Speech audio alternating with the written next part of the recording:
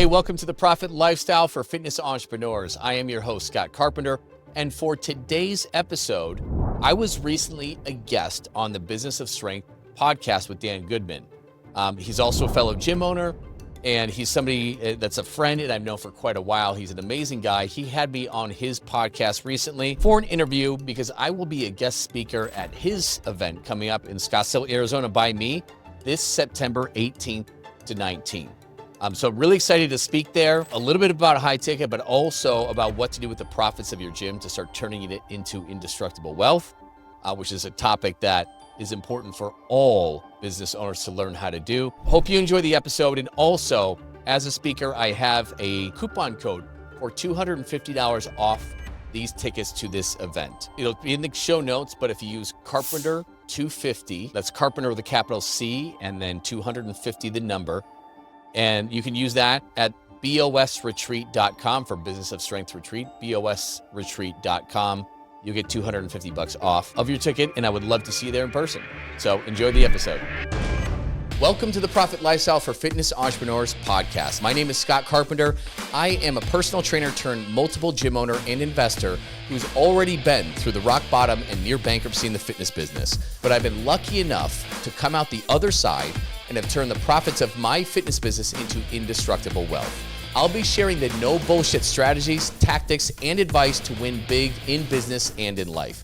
So if you're a gym owner, a personal trainer, or an online coach who wants to make multiple six figures in take-home profit and have the freedom with your time to actually enjoy it, subscribe now to this podcast. This is the show for you.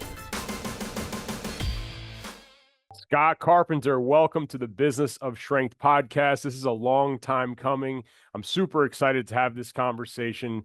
You are somebody that more people in the fitness industry need to know about. You've been a trusted resource for myself and the Business of Strength as it grows in the Varsity House Gym. And thanks so much for being on the show here today. Thanks for having me. I'm excited about it. Yeah. So for the listeners that don't know who you are, bring us up to speed on all things Scott Carpenter and the things that you've been doing business-wise in the last few years here. Yeah, well, I guess I've been a gym owner since 2012, I believe it is. So coming up on 13 years, I think. And I've got several locations that are here in Phoenix, Arizona. I kind of am known for in this space teaching how gym owners can add a high ticket offer onto their existing services. And so I've been teaching that for 5 years. And then with a lot of people, I've been teaching what to do with the profits of your business to turn it into indestructible wealth. I'm very passionate about investing in infinite banking and real estate, long-term, short-term, commercial, stocks, bonds, you name it. I love that stuff because that creates the passive income and security. But yeah, I think people know me in the business coaching space for those high ticket offers, whether you're a large group, a semi-private or personal training gym. And if I can give just quick little context on what is that, that's not like a $599 6-week challenge kind of thing, right? Mm-hmm. That's what people called high ticket years ago. But essentially what that is everybody's like giving workouts as gym owners, right? Whether they're working at your place 2, 3, 4, 5 times a week. And we're all competing in that space to give workouts, whatever your format is. It's more functional. It's more strength-based. It's PT. It's semi. It's large group. It's more boot camp, whatever it is. And at the end of the day, the people who see the best results typically are the ones who really take action outside of your 4 walls when they're doing the lifestyle changes. And that's where most of the results come from for a lot of people. And so a true high ticket offer is the way to talk about it is like, hey, this isn't just the 3 days a week you're coming into the gym. It's the 165 hours a week that you're not in the gym. That's what this program is for. And think of it like nutrition coaching or like it's more like a mentorship is what we do it. Right. Yep. Something that's interesting is like the best coaches are already doing that. They just don't know how to sell that value stack. Can you speak to that? Yes. So this is why people would like just get this aha thing, because this happens all the time. And it happened to me. I mean, I started as a large group. I bought a failing business, right? It was large group, and then I brought PT in, and later I did semi-private. I've done everything across the gamut, right? But I'm a big believer in nutrition coaching because that's what's really needed to make the change. Yeah, the workouts are definitely necessary, but it's what they do outside the gym that dictates the results. And so I did nutrition coaching, but this is where you hit the nail on the head. We all do this stuff, or we want to do this stuff, but we just don't know how, and we can't get people to pay for it. We're charging too little for it. And I did the same thing that everybody else does, where like I either charged nutrition coaching sessions were almost like one-on-one sessions at the rate, right? And I see a lot of gyms charge $80, $100, $120 a month to do their nutrition. Or, and for the most part, the people who do that don't have a ton of revenue coming in for it. It's like nobody really wants it, you know? Of course they don't. It's not sexy. And people think like, well, I already know what to do. I just need to do it. Right? That's whatever they're thinking in their heads. Like, oh, I already know it. I just need to do it. Yeah, well, genius. First of all, no, you don't typically, right? The average person is very uneducated. Second of all, the doing it is actually the hard part. You can Google any damn diet that will work for free, just like workouts. You don't need to go to, like, you can Google every single program, soup to nuts, and they will tell you how to do it. But it's the doing it that's hard. It's with anything, right? Like marketing, sales, business coaching. It's the accountability. It's the habit formation that people need help with. So that's it, the habit formation and changing your identity. So for a lot of us, we're gym owners. Okay, so fitness is just a way of life for us. We work out however many times, 3, 4, 5 times a week. We eat healthy, not all the time. We enjoy ourselves, that's for sure. But 80, 90% of the time, we eat healthy because at the end of the day, we don't have to really try that hard for it. It's just who we are because we know it's going to help us lead our best lives. It's not difficult. But the thing is like as fitness nerds that we are, we have to work with people who aren't. And we have to help them change their habits. That's the only way they're going to get results and keep them for a lifetime. Diets aren't going to work, right? No, absolutely not. So like somebody that's listening to this, let's say I'm, a gym owner in, I don't know, like Oklahoma. Like, I mean, I'm not talking trash about Oklahoma. I know that there's wealth everywhere, but somebody might be saying, oh, Scott, that's great. You own 6 gyms in Scottsdale, Arizona, where there's a high propensity for wealth, where people can pay these high tickets. Cause I know there's people that listen to this like, hey, like $5.99 sounds like a lot of money out the door. And I know what you're selling this for. So I'm sure that's an objection that you get quite a bit. How do you circumvent those objections? How do if I want to do this and I'm in a market where it's maybe not Scottsdale, Arizona, how do I value stack this? What should I be charging? What does it look like?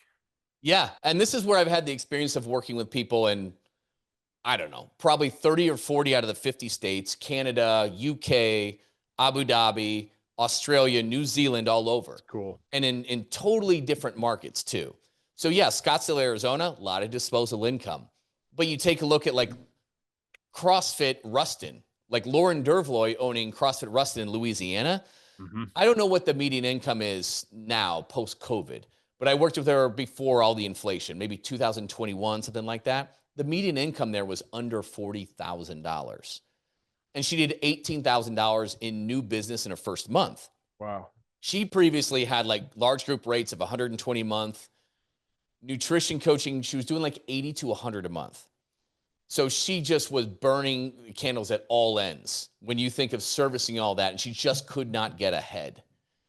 And I'm like, that's what most people do. They either give up and offer nutrition free with their services, which nobody values it at all. They don't value it. Of course, it's going to be pulling teeth to get them to change their habits because they're not invested in changing. They haven't paid you anything. And if you charge too little, you're going to burn yourself out because you're putting a lot of energy there. And again, people who pay attention. If they're going to pay you $99 a month, they're like, all right, I'll give it a shot. But if they pay you $2,000 or $3,000 or $4,000 for a 6-week or for a 9-week program, it'd be 8 to 12, your pick, right? You have their full attention. They're like, I'm ready to change. I'm ready to tackle this for once in my life and be done with it. And that's how we're able to do it. But it works in places like Ruston. It works in Billings, Montana with Corey Willis. Even price anchored, he had 9 rounds, $99 a month to people in Billings, Montana. He did almost 30 grand in his 8-week launch, bolting this into his business. So it works all over the place. How does it affect the sales process? So let's say I buy this 8-week program. What do I transition to? The normal membership from there? Like how is it affecting the evergreen sales process in a gym in Billings, Montana that's selling, that their main thing is, let's say, small group personal training. I add this on. How does it influence my evergreen sales process? Yes, great question. And this is how it's not like go big or go home. A lot of you guys listening are like, there's no way people in my area can afford that. Now, here's the thing. Sure, not everybody can. And so this is where I really advocate a 3-tiered pricing model. And let's group this by your high ticket mentorship, right? And behind the scenes, you're just meeting with them weekly. Could be over Zoom. Usually it's over Zoom, but you can do in person if you prefer. Mm-hmm. But you're taking them by the hand and helping them build in these lifestyle changes until they become habits, okay? And listen, that, depending whether you're a large group, semi, these can be built several different ways, but really you're going to sell that an 8 to 12 week program. Most of the people do 9 like I do, but you're going to charge anywhere from $2,000 to $8,000 for it. And you're like, holy shit, that's a lot. It's necessary for them to get results. It's necessary for you to get ahead and make bigger profits. But you're right. Not everybody can afford that, right? And if you learn how to do this on the sales in the right way, where you're digging behind the surface level. Oh, I'd like to lose some weight, right? Mainly I just want to be better shape, but maybe I'd like to lose a little bit of weight too. No, you got to dig a little bit deeper than that. But when you kind of find what that real problem is and force them to confront it and how long it's been an issue for them, for a lot of people, it's been 5, 7, 13, 17 years, right? And you can list why they haven't gotten there before. And then your solution, your high ticket program is the solution. People will want to do it. But you will run into saying, hey, oh my God, Dan, like, this is the exact program I've always needed. I just didn't know existed. I absolutely want to do this, but man, $3,000, that's a lot of money. I'm a single mom. I'm a school teacher. I can't afford that. And so here's the thing. You will be surprised at how many people will find the money because of how you sell this thing in. But you will run into that objection. Mm-hmm. And here's the cool thing. This is where you'll have a mid-ticket program, which is the same thing, just far lighter on those weekly touch bases. Okay. And so, like it's like, wow, $3,000, like there's no way I could do that. I absolutely want to do it. There's just no way I can afford that. Well, what if I had another program? It's 80 to 90% of that, leaving no stone unturned, all of the workouts in here, right? Plus a custom nutrition program designed around the foods you actually like to eat. So something that you can and will do. And we're going to have touch bases along the way to dial this in so that we hold you accountable and you get there.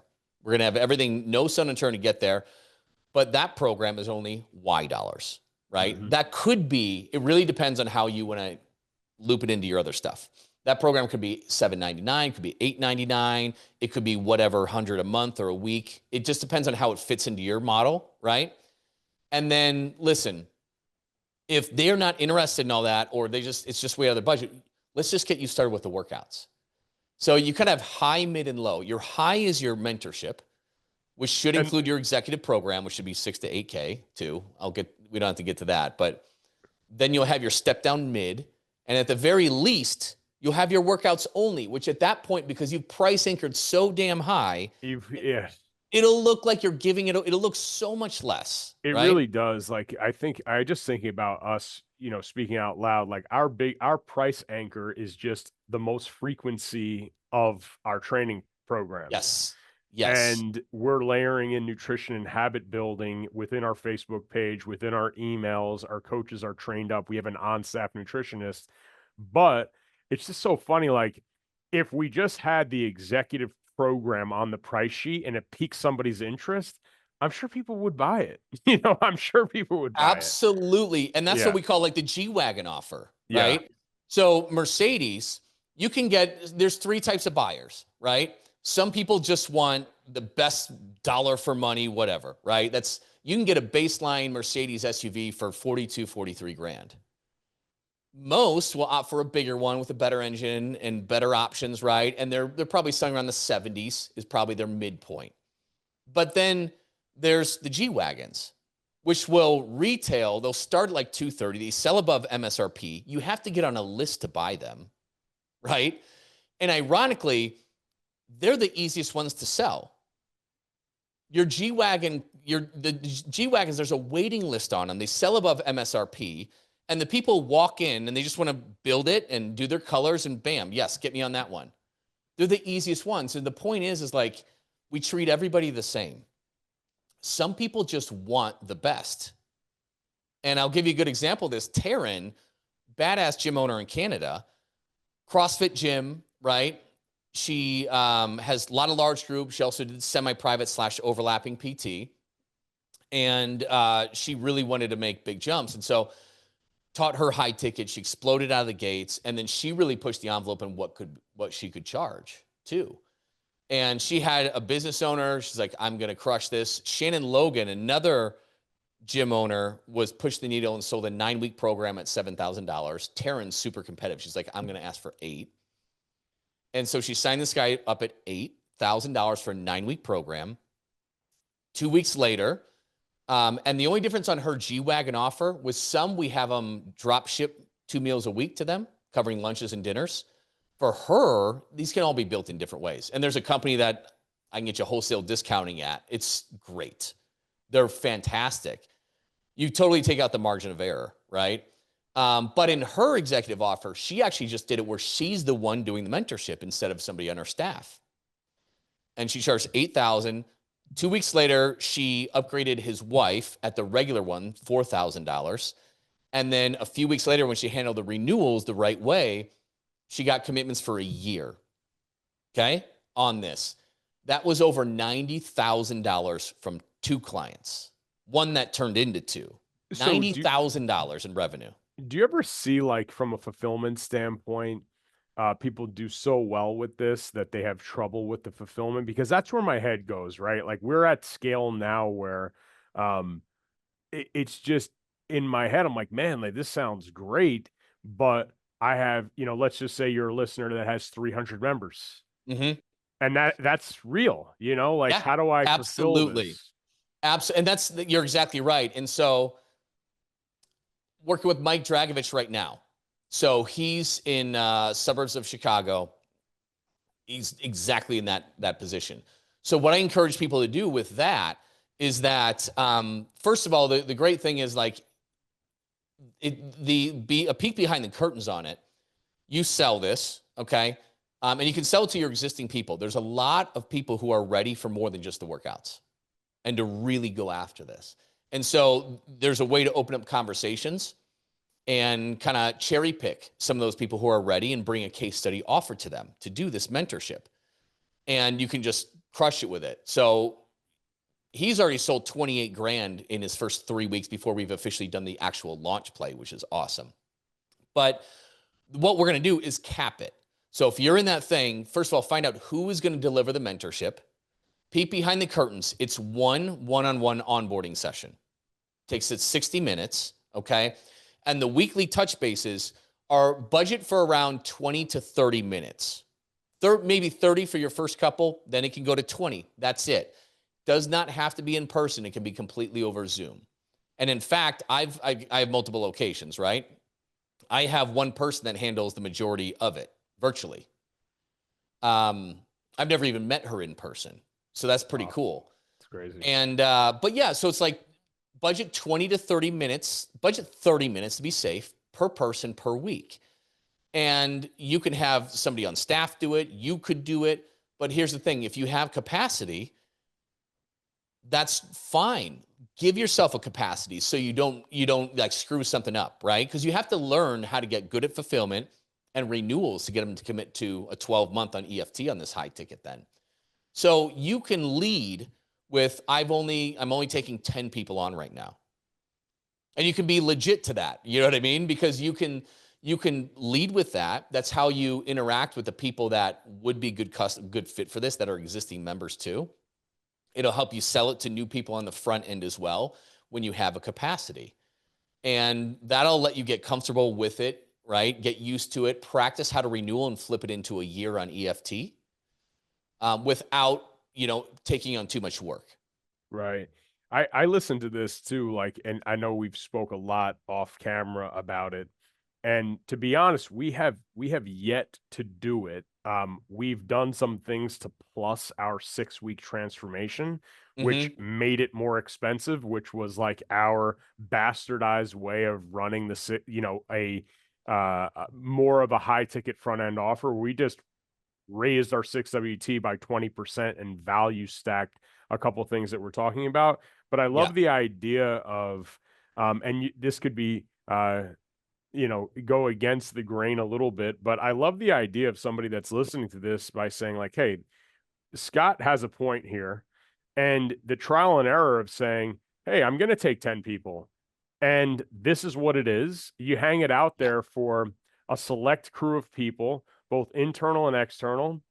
And here's the deal. If it flops and you only get one person to do it, you're still getting paid. So, it's less fulfillment and you tried it. And, as we're on the show right now, I'm jotting down a tremendous amount of notes where I'm just like, what is the resistance to trialing a beta test group in Q4? There is no, there's nothing to lose, and it's so much easier. And so here's the power of it, because I've never been as good at mass volume acquisition. That has not, traditionally over the years, that has not been my strength.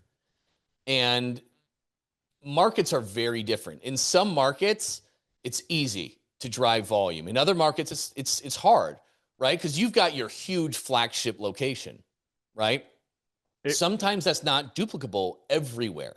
Your other locations, it's not even here, Scott. Honestly, like it's just I'm sitting in it right now. It's a beast to bear. It's great. It's great now, but it took us absolutely years to figure out the correct formula. And now we love it. And but it is a place, as you said, I don't know if it can be reproduced. I'm not sure if it is a reproducible model. Right. And that's why your other ones are smaller. And right, exactly. There are, in everybody listening, you have market constraints. There are market constraints, and sometimes it's based on population and density and income and culture. It's based on competition. But at a certain point, acquisition and churn will cancel each other out. Period.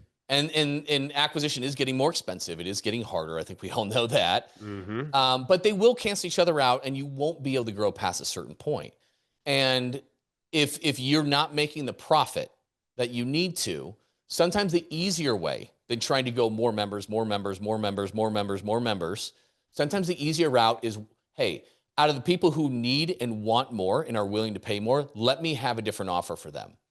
And it's the power of less can be more.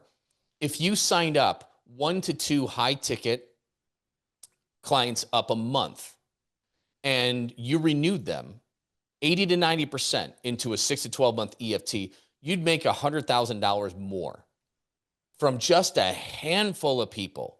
And the majority being profit. Huge. Because that's the thing. Let's say let's say you're charging $3,000 for it. You sign up 2 new people a month. That's $6,000, right? And you do a good job. I mean, just that alone is $72,000. Okay, in a year, $72,000. Okay, let's say you suck at renewals and you're only getting 50% across. And yes, you're going to drop the price to get a 6 to 12 month. There's a specific way you do it. You invite them into an alumni program and you tease it from the get-go to get them to be really compliant, and then you knock it down later. But it's well over, you sign up 1 to 2 a month. It's an extra $100,000. And whatever, if you're large group or semi or PT, whatever, you have your labor costs just on the workouts. But on the coaching side, If it's the owner doing it, this is like all profit. And if you're paying a coach to do it, it's still like It's still 80, huge. 90% profit. It's Yeah, wild. It's wild. 100%. You know, I wanted to touch base on something for the listener that might not know. And you humbly said in the beginning that you own several gyms. You own 6 gyms. Mhm. And a couple of years ago, when I initially reached out, you were putting out content, and I just sent a flyer to you like, hey man, like this stuff is getting me to think, I don't usually reach out like this, but I'd love to jump on a call and get your perspective on how you're scaling your gyms and uh, the incentive structure and the partnerships that you do have in some of these locations. And what really drew me to it as well, as you touched upon it a couple minutes ago, is the acquisition of that you're not trying to, you don't need 150 people per location. You're Yeah. really creating a sustainable, great job opportunity for the people at each site location. Can you speak to that a little bit? Like, I mean, if somebody's trying to open their first gym or their second gym, the way that you've created it is really something that is not seen very frequently, and we would be remiss not to talk about it on the show. Yeah, yeah, absolutely. And it's evolved a lot because when I first bought, I acquired my first 3 gyms that were existing ones rather than starting up from scratch. And that can be messy, but I also was completely broke. I had no money. So I was able to kind of get seller financing and just, man, I just had to grind, right? So the first one I took over was a large group gym. I brought in my experience with one-on-one personal training, and then I brought in semi-private. And then as I realized, wow, hey, the majority, if you're handling sales right, the majority of people want semi-private other than large group. So I closed off large group, really just sold PT and semi-private. Then eventually eliminated in a lot of my locations the group. And so I have always adopted a less is more kind of thing. It was easier. Now I'm not hating on large group at all. You know, a lot of the gyms that I work with are large group and they're crushing it and they're killing it, right?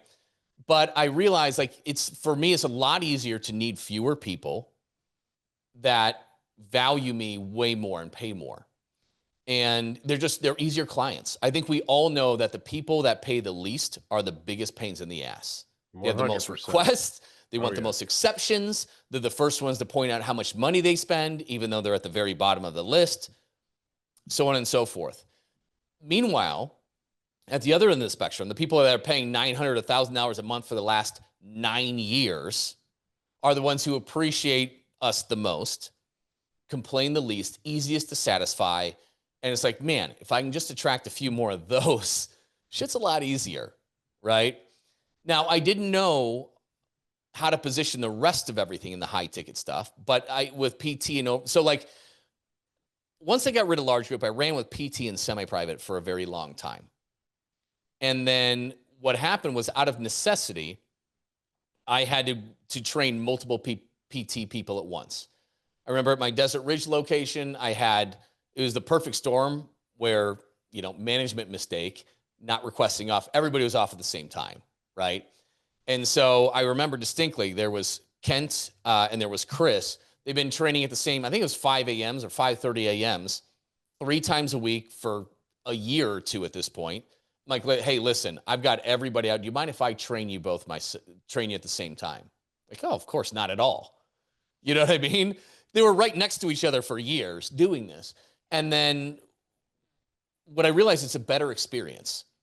One-on-one can get very rent-a-friend, Mm-hmm. right? It can get very boring. Not much work gets done. It's more about the Rent a person. friend. I never heard that. That's good. Oh, yeah. Oh, Yeah, yeah. yeah, yeah. And that's a dangerous spot to be in Yes. because sometimes, I mean, the relationship is important, but a lot of times that the client realizes, hey, this is just the trainer talking about their weekend and stuff like that. Mm-hmm. And I don't, that can happen. And, but anyways, and it's all about that one-on-one relationship. If I lost that trainer, a good chunk of his clients is leaving too. And so I kind of merged one-on-one and semi-private into what I call overlapping personal training. And nobody has to do this, but a lot of group places or small group, large group, whatever, also have some PT. And so it's kind of like if semi-private and one-on-one PT had a baby, that's what overlapping personal training is. So unlike semi-private, I don't have to decide to open up new days and times. Mm-hmm. And now I got to staff it and pay somebody or be there, whether there's somebody or not or whatever. So what I do is I treat them just like one-on-one clients. Now, best practice, try to get as many of them in recurring spots as you can, right? And then, but you do that, and then like, oh, hey, I'm going to leave for the weekend. Can I come in on Thursday instead of Friday? Yeah, no problem. I'll just move you over, right? So what I did was treat them like one-on-one clients. When they happen to overlap, they happen to overlap. So we have a capacity of up to 4. Occasion we'll squeeze in a 5th, right? And we're, their programs are individual to them, blah, blah, blah, but it's appointment based still. Within a range of time. Yes. Yep. And yeah. Are they booking the session, or is the facility leader booking the session? It's all with the trainer handles that scheduling. Got it. And is you the can price do it the other way? Right. Is the price point what is the price point in Scottsdale? Like, is it $100 a session? Like, what is it typically? No, it's typically so, and when they're not all in like high-income areas, like the one on 7th Street, you'll see crackheads walking around on the streets talking to themselves. You'll see it if you drive up, So I've got them in different areas: Phoenix, Scottsdale, Glendale, Mesa. They're all in kind of different areas and a different mix of demographics too. They're not all in like pristine, beautiful Scottsdale. But yeah, typically like I am in between semi and one-on-one rates. So around like $60, $70 a session for the most part. Right. Depends on commitments. It depends on several factors, of course. Locations even, you might see $55 ones. But it's really why, you look at like some of the personal training businesses that you see, especially our growth plan is, our golden number is 120 clients, whereas you're charging 25% more, where your golden number can be like 90. Oh yeah. And then you have high ticket in there too, right? Right. So it's far less than that actually.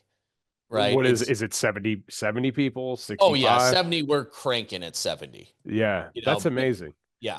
Yeah. Because a lot of people are doing again, it's not just the workouts, it's what they need outside of the gym, outside of the 4 walls. Yeah. And so we just win. I've been able to win the game by needing less. Yeah, I love that. Obviously you've had to go through a lot, and I know you're a huge fan of education and pushing yourself outside your comfort zone. And I know it's not all been sunshine and rainbows of teaching people the wealth creation, obviously the wealth that you've been able to create. You've had to go through a lot of trials and tribulations. What's like one of the most expensive mistakes you've made as a gym owner? Oh God. I mean, we could be here for 5 hours because I have been a failure for most of everything in my life. Very humbling too. But I think, a lot of what it is blindly trusting in staff. That's where I've made the biggest errors because I'm more of the visionary type, right? And I'm always looking forward and moving on to the bigger things. One of my biggest weaknesses is talking to somebody who's supposed to own something, then going through it, do you understand it? Yes, blah, blah, blah. Great. Hand it off to you. And I go on to do whatever else. And I don't inspect what I expect. And I've allowed people to lie to me, whether I knew it or not, or had an underlying suspicion. Like if I had an underlying suspicion, I'm too busy. I don't have time to address it. And I keep doing what I'm doing. And oh my God, I've had some catastrophic blow-ups from that. Where there might be some red flags there, but I'm too busy, so I'm not going to look into it. And I had one guy, so this is my like employee number 1. And with me from the get-go, right? And I had bought the first location, got that up and running. I bought another location, rebranded it. So I went over there while he stayed at location 1 to run it. And I also, simultaneously, this has all happened within like 2 to 3 years. I went from 1 to 4 locations. The third location, the guy I bought the second location from, he sold his original location. So I went over there to do that. At the same time, I started up a 4th one from scratch. It was so dumb. Like I was just young and stupid, and I wanted to grow and grow big, and I didn't even have systems in place. Everything was a mess. It was so dumb, but thankfully I was so stubborn. It was more ignorant, not dumb, but I was stubborn enough not to fail. But it almost took me completely down because at location number 1, I just get randomly a phone call from a guy I sort of knew that worked there. He's like, hey, I got to talk. It was on a Sunday. He's like, I got to talk to you in person. There's some bad stuff going on. And I kind of knew it with this guy a little bit, but I didn't know he was sociopathical liar level. He was a different person to everybody. It surprised everybody. But, there was some fishy stuff going on with when he had to just all of a sudden fire somebody or whatever, right? And it turns out he was just covering his own ass. He had big alcohol problems, and he ended up having a relationship with the lead, like one of the lead personal trainers at that location. It was a female. Lied about it, messed with her head, abused his position, right? The other like super full-time guy was her really good friend. So it was all about to melt down and implode. And I'd known him at this point for many years because I worked with him at Lifetime Fitness, which is where I was a personal trainer. And I said, hey, fundamentally, because what happened in his life, his soon-to-be wife backed out a week before the wedding, and his dad died like 2 months later. And so I'm like, okay, this is fundamentally a good person who made some bad mistakes. And so instead of getting rid of him, I was working at the Desert Ridge location. I swapped places with him. And I went over, I had to revive that place from bleeding. We just lost everybody and everything in the red. And then you know what he did? He did the same damn thing over there. Yeah. History leaves Slept with the female trainer. Like, yep. And then I had to let him go. Like, I had 2 locations. I'm one person. The second location got down to one other staff member then who had just been hired like 2 weeks prior. I'm like, hey, Jody, I'm Scott. You haven't met me. Why don't go to Starbucks? Because, Jake, yeah, I'm going to fire him as soon as he walks back in here. And it was, those are the real names, by the way. I didn't even mean to say that, but yeah, that's all right. It was wild, man. And so I had 2 locations that were hemorrhaging money with no staff, and I'm one person. And I had a 1-year-old at this time. Like, it was a really dark period of my time for a span of a couple, 2.5, 3 years. Crazy, and they right? sued me, everything, tried to extort me for money, you name it. And I did everything. Like, I when it first happened, I forced him to get counseling, right? I forced him to tell his family about alcohol abuse. Like, I did everything I could, and this dude just stabbed me in the back, in the front, in the sides, you name it. Man, it's I've heard that story from you and also on your podcast. It's just I think back on like some things I didn't, knock on wood, didn't go through that.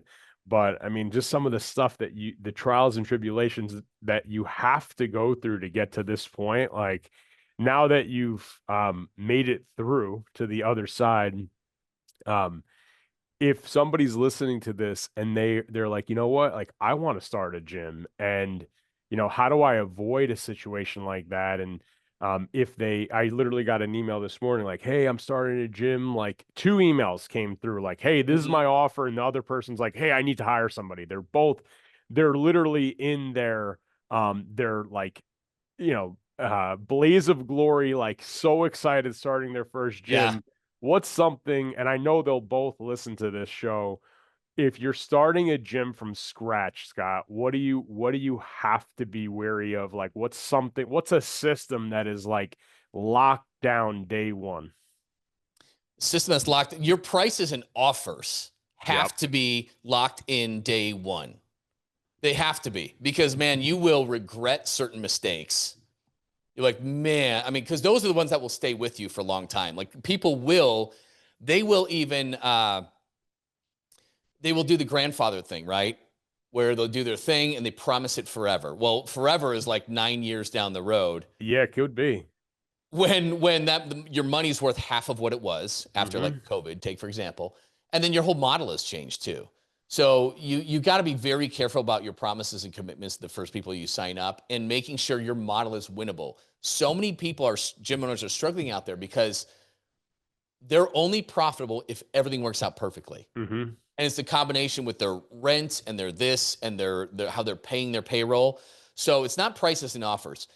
It's everything combined. You need to make sure that that model is winnable with a very large margin of error, because projections are easy to just put on paper. It's a lot harder to make those, turn those into reality. And man, your break even point, it needs to be pretty generous. I'd say that is the number one thing and mistake. When people learn that later, like, oh my God, I just wasted 6 years, 7 years of, all that stuff. You've seen it. You've seen it. And I'd say the other big thing is like the guys asking you, hey, I'm going to start this, I'm going to do that. Do not, this is where I've been so dumb. Don't try to do it all yourself. You better be talking to a Dan or a Joe or whoever to get their opinions on things and working with them.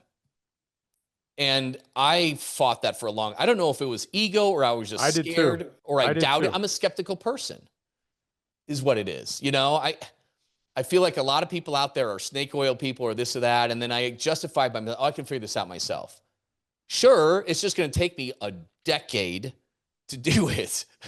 I mean, nothing could be dumber. You and I have talked off the record, like at this point now where, look, you might have more, we have more disposable income to spend, but it's also like you could be using the disposable income on frivolous things, which, is whatever, that to each their own. But we've talked about, we're spending more money on education now than ever. And man, it could be hard to look at the expense of it, especially early on, and there's a reality to it. But the only way you can skip steps is to either go and get mentored by somebody that has been there, done that, by working for them, or paying somebody like yourself to teach them, and that's the only way you can skip the steps. Otherwise, it's just like, I was talking to a keynote speaker from last year, Devin Gage, recently. We were together on July 4th. He's like, man, results, it's really easy. It's activity and your level of it times skill set. And if you're not achieving the desired result, you either need to get more active or you need to improve your skill set, one or the other, or both. And the only way to improve skill set is, obviously you could do that through courses and books, but you could also pay somebody to help level up your skill set really fast. Absolutely. It took me 6 years before I hired. Well, I spent some money. You know where I got burned? I got burned on like the SEO. Back in the day, it was like SEO and this and that and the other. And in the early days of social media, right? And I spent money and I didn't get anything for this. Like nothing happened at all. And so I got very gun shy. I got very gun shy about it.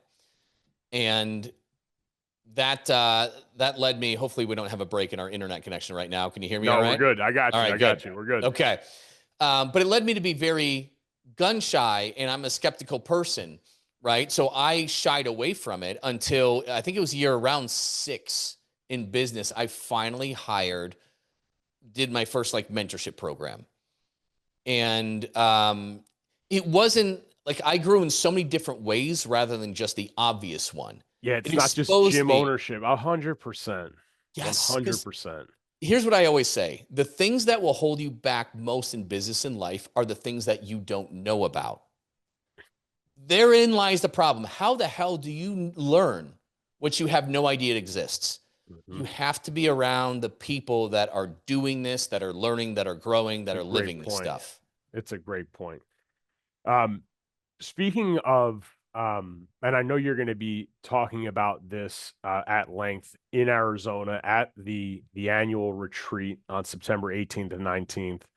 But in terms of creating wealth as a gym owner, I'm not sure a lot of times a personal trainer, strength coach gets into this industry to be like, yes, I'm going to be rich. And it's still a fantastic job, right? Like you're in a weight room, you're in shorts and t-shirt, you're talking about training, you're writing plans, like you're active, you're fit. But there's proof out there that you can be all those things and also take care of your finances and be fit with your finances, what's one simple, actionable takeaway that a gym owner should be doing or should be considering as it pertains to their finances? Yeah, a big one, and this is how you and I got ahead, is once we started to have some extra cash flow, we didn't immediately expand our cost of living. I lived pretty meager and swept all that money to the side. And so if you do that, it's one of the number one things as don't let your expenses increase as your income rises at first. Do I want you living an amazing lifestyle and doing all the things that you want to do? Yes. But delayed gratification will really help. And I see it all the time is like a business owner, they start making more money and then they buy the new car right away. And that stress of like always just kind of paying the bills, it never goes away. You need that surplus. So the number one thing that you can do just right away, if you don't have a high yield savings account, start one up at a different bank than you're at. Let's say you bank with Chase. Go to ally.com, ALLY.com. You can set one up in 5 minutes and start taking your spare income from your checking account into your high yield savings account. You'll earn like today 3.8% on it or something like that. 4% Betterment still has. Yep. Yeah. Yeah. Some have 4% still. Yeah. And instead of 0.1%, or checking accounts don't even give you anything. Or less. Yes. Yes. And most checking accounts do not. But you'll earn 4% on it and just start socking it away. And then you can learn the advanced things from there. Like I like to take the money from high yield and I put it in an infinite banking account. And then when I find things that I want to invest in, whether I'm going to acquire another business or start another business or buy a vacation property that I'm going to short-term rental for cash flow as well, or buy a commercial building. When I find the right thing to invest in, I'll take that and do it.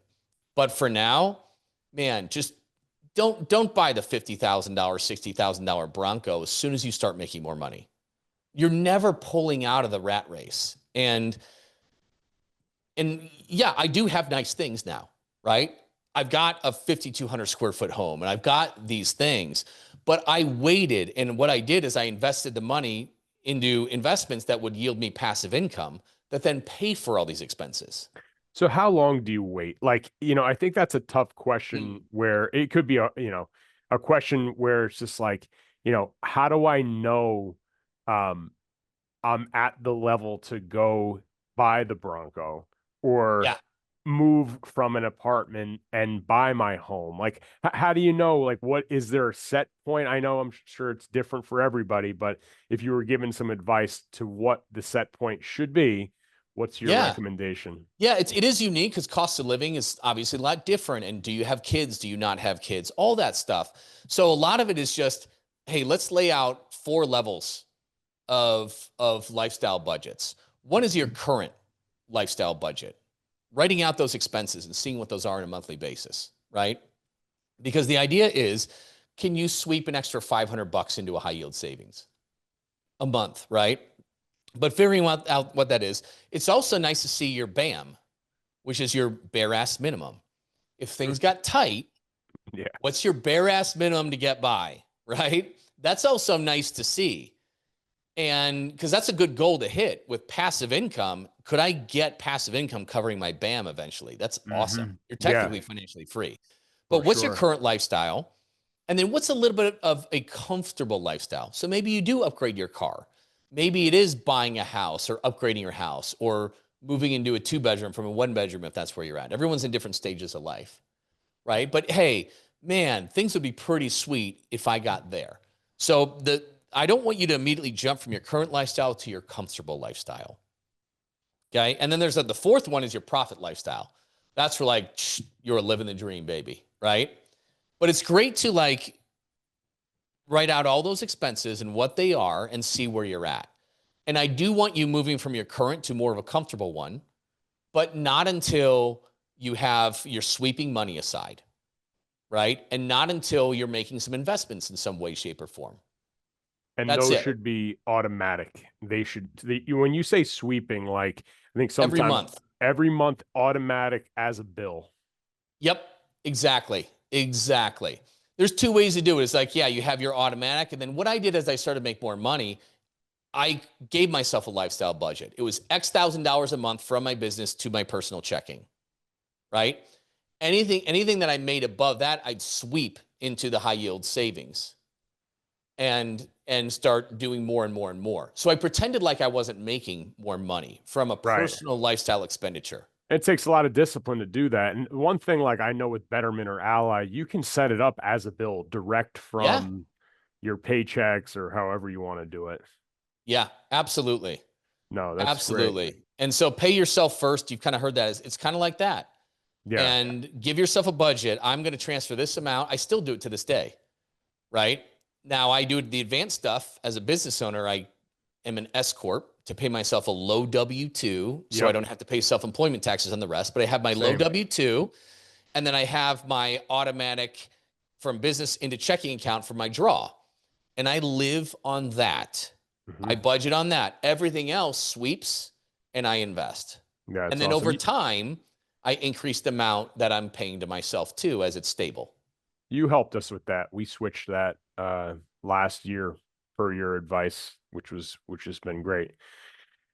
Always at this point in the show, I like to ask guests: is there anything that we haven't covered here today that you wanted to talk about?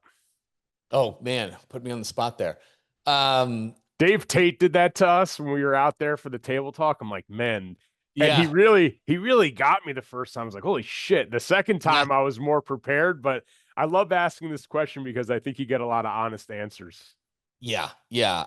Listen, I think the biggest thing is that it's not all rosy. I have been through hell and back in gym ownership. Even before that, I destroyed my credit. I had to rebuild everything. I was hundreds of thousands of dollars in debt. And I quit my career. I moved out to Scottsdale, Arizona. I started as a personal trainer. And I mean, my credit score was in the 400s. I had 3 properties in foreclosure. Wow. I had multiple credit cards in collections. I think the big thing that I just want to share, guys, is that it's easy to see people above where you're at and just like, oh, I wish I was there, or I'll never get there. Like, you're going to be filled with doubt everywhere. But it's just one step at a time. And you need to connect with the people that you're listening to this podcast. I guarantee you a lot of these listeners listen to every podcast and tune in weekly. You need to keep doing that. You need to have the good positive influences. And Dan and Joe, it's sure as shit, they made a lot of mistakes along the way. I think, number one, if you're at a point where you're really frustrated with yourself, that's okay. Everybody has been there before. I've had several dark moments. And if I can offer one piece of advice, if you're going through that, this is a book recommendation I've recommended more than anything else and gifted more than anything else, but it's The Obstacle is the Way by Ryan Holiday.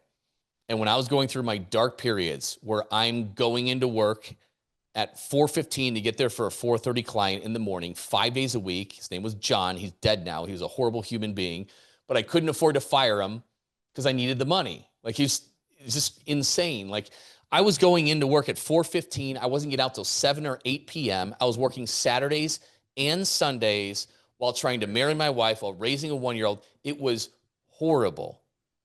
It was horrible.